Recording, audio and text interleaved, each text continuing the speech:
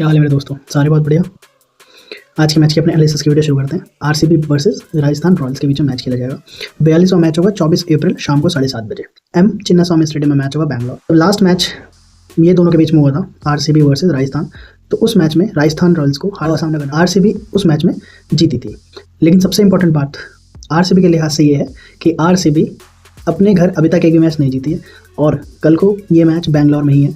तो आरसीबी के घर पे कल ही मैच चिन्नास्वामी स्टेडियम में खेला जाएगा। अब देखना होगा कि आरसीबी कल अपनी पहली जीत दर्ज कर पाती है अपने होम ग्राउंड में चिन्नास्वामी स्टेडियम बैंगलोर में, या फिर राजस्थान रॉयल्स बैंगलोर में आकर इस चीज़ का फ़ायदा उठाकर बैंगलोर को हरा देती है। अगर यहाँ दोनों टीमों के लास्ट मैचेस की बात करूँ तो आरसीबी पंजाब को हरा कर आ रही है और राजस्थान रॉयल्स को हार का सामना करना पड़ा था लखनऊ सुपर जायंट्स के सामने। चलो पॉइंट्स टेबल की अगर बात करूँ तो आरसीबी ने 8 मैचेस खेले हैं जिसमें से 5 जीती है और सिर्फ 3 मैच हारी है और 3rd प्लेस पर मौजूद है। राजस्थान रॉयल्स की अगर बात करूँ तो 8 मैचेस खेली है, सिर्फ 2 मैचों में जीती है और 6 मैच में हार का सामना करना पड़ा है।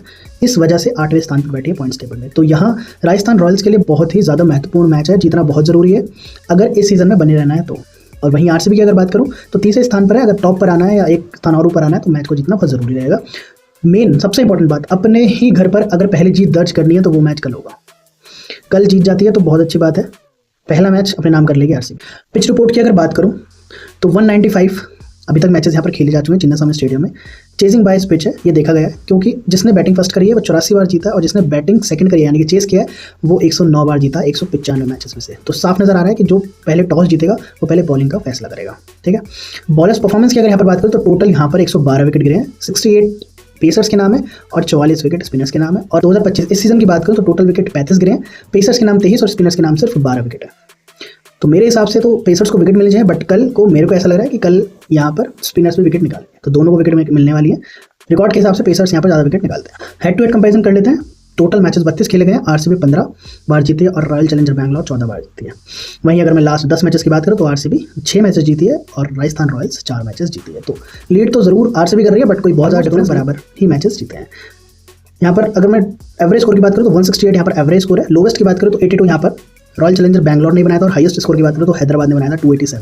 चलो प्लेइंग 11 की बात करते हैं। सबसे पहले आरसीबी को देख लेते हैं। Philip salt, Virat Kohli Patidar captain, Jitesh Sharma, Tim David, Kunal Pandya, Shepherd, Bhuvneshwar Kumar, Shreyas Sharma, Hazlewood और यश दयाल, लिंगस्टन और देवदत्त पट्टिकल यहाँ पर इम्पैक्ट प्लेयर के रूप में दिख सकता है। अगर मैं यहाँ पर राजस्थान रॉयल्स की बात करूँ तो यशस्वी जायसवाल, शुभम दुबे, नीतीश राणा, रियान पराग, ध्रुव जुरेल, हेडमायर हसरंगा, अर्चल तीक्ष्णा, संदीप शर्मा और तुषार देशपांडे। और यहाँ पर अगर मैं इम्पैक्ट प्लेयर की बात करूँ तो वैभव रघुवंशी हमें देखने के लिए मिल सकते हैं, जिन्होंने अपने पहले मैच में बहुत ही अच्छी पारी खेली थी, जो सबसे यंगेस्ट प्लेयर भी बन गए हैं आईपीएल में खेलने वाले। चलो अब अगर मैं यहाँ पर की प्लेयर्स की बात करूँ तो आरसीबी के विराट कोहली का नाम सबसे पहले आएगा। 8 मैचेस में 322 रन बना चुके हैं 140 के स्ट्राइक रेट में, जिसमें 4 50s भी मौजूद हैं। फिलिप सॉल्ट की अगर बात करूं तो 8 मैचेस खेल चुके हैं, 213 रन बना चुके हैं और 178 के स्ट्राइक रेट से, जिसमें 2 अर्धशतक भी मौजूद है। कैप्टन रजत पाटीदार की बात कर लेते हैं। 8 मैचेस खेल चुके हैं, 221 रन और 151 के स्ट्राइक रेट से, 2 अर्धशतक भी इसमें मौजूद है। टिम डेविड बहुत अच्छी परफॉर्मेंस कर रहे हैं, 5 मैचेस में 142 रन बना चुके हैं। चलो बॉलर्स की अगर बात करें आरसीबी की तो हेजलवुड 8 मैचेस खेल चुके हैं, 12 विकेट निकाल चुके हैं। आरसीबी के लिए सबसे ज़्यादा विकेट लेने वाले हेजलवुड बॉलर बन चुके हैं।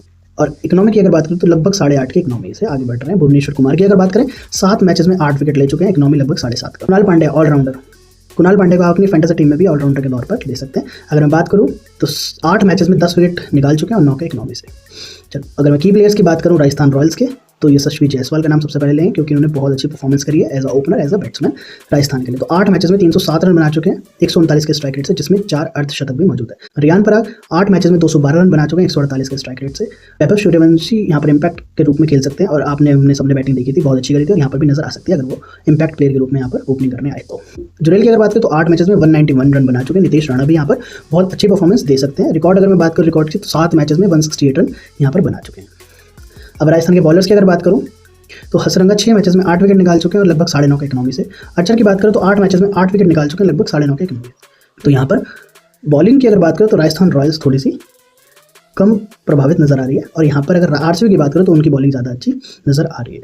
संदीप शर्मा भी बहुत अच्छी बॉलिंग कर सकते हैं। अगर मैं बात करूँ तो 8 मैचेस में 6 विकेट ले चुके हैं। कंक्लूजन की अगर बात करूँ तो यहाँ पर आरसीबी फॉर श्योर लीड करते हुए नजर आ सकती है कल वाले मैच में, बट वही वाली बात है कि क्या वो पहला मैच अपने बैंगलोर होम ग्राउंड पर जीतेगी।